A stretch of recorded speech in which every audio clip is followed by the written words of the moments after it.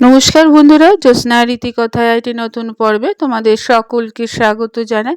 বন্ধুরা, আজকের পর্বে আমরা জানব বছরের শেষ অর্থাৎ 2025 সালের শেষ একাদশী কত তারিখে পালিত হবে, তার পূর্ণাঙ্গ সময়সূচি এবং পালন সময়। এছাড়া এই একাদশী সম্পর্কে নানান তথ্যাদি, যেমন এই একাদশীতে কি দান করতে হয়, কি খাওয়া উচিত, কি খাওয়া উচিত নয়, এবং এই উপবাসের নিয়ম কি, এই সমগ্র প্রশ্নের উত্তর আজকের পর্বে তোমরা জানতে পারবে।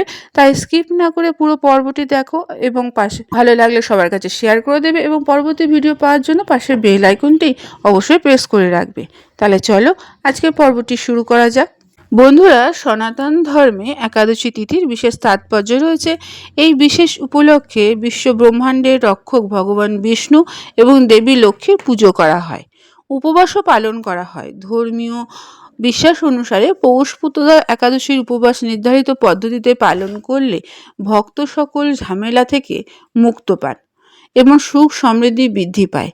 তাই আসো বন্ধুরা, আজকের পর্বে আমরা জেনে নিই 2025 সালের পৌষপুত্রদা একাদশী কত তারিখে পড়েছে এবং তার শুভ সময় সম্পর্কে জেনে নিই। এছাড়া নানান তত্ত্বাদির সম্পর্কেও আমরা জেনে নেব।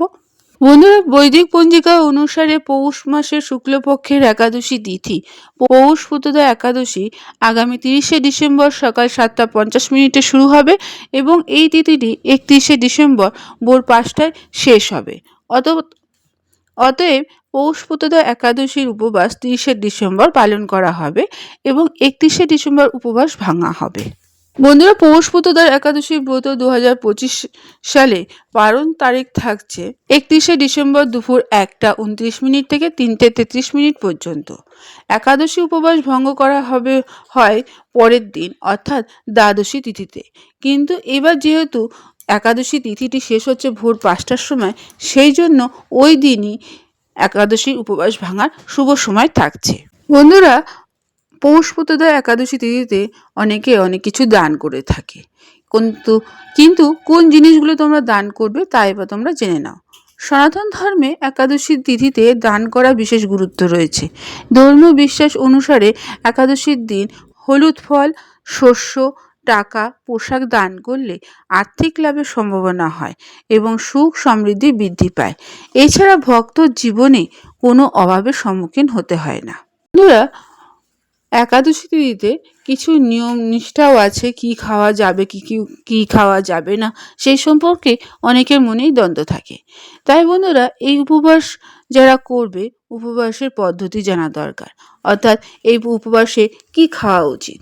এই উপবাসে কলা, আঙুর, আপেল, ডালিমের মতো তাজা ফল খাওয়া যেতে পারে এবং শক্তি বজায় রাখার জন্য বাদাম, কাজু, পেস্তা, আখরোট ইত্যাদিও খাওয়া যেতে পারে। দুধ, দই, পনিরও খাওয়া যেতে পারে।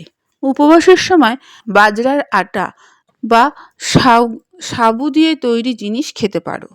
উপবাসে খাবারে সাধারণত লবণের পরিবর্তে শুধুমাত্র সন্ধক লবণ ব্যবহার করা যেতে পারে এবং এইগুলো তো খাওয়া যেতে পারে। এমন কিছু জিনিস আছে যেগুলো খাওয়া যেতে পারে না, যেমন ধরো ভুল করেও এই দিনে ভাত খাবে না।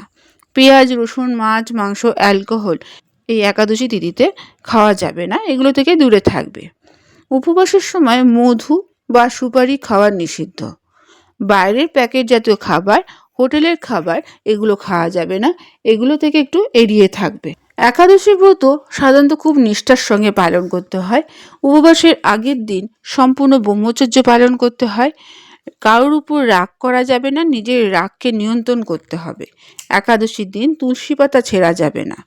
পুজোর একদিন আগে পাতা ভেঙে রাখতে হবে, অর্থাৎ একাদশীর আগের দিন তুলসী পাতা তুলে রাখতে হবে। সম্ভব হলে একাদশীর রাতে ঘুমাবেন না, তার পরিবর্তে ভগবানের নাম কীর্তন করতে পারো।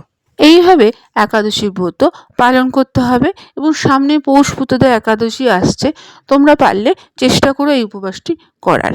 বন্ধুরা, আজকের পর্বটি এখানেই শেষ করলাম। এতক্ষণ আমার ভিডিওটি দেখার জন্য ও শোনার জন্য তোমাদের অসংখ্য ধন্যবাদ।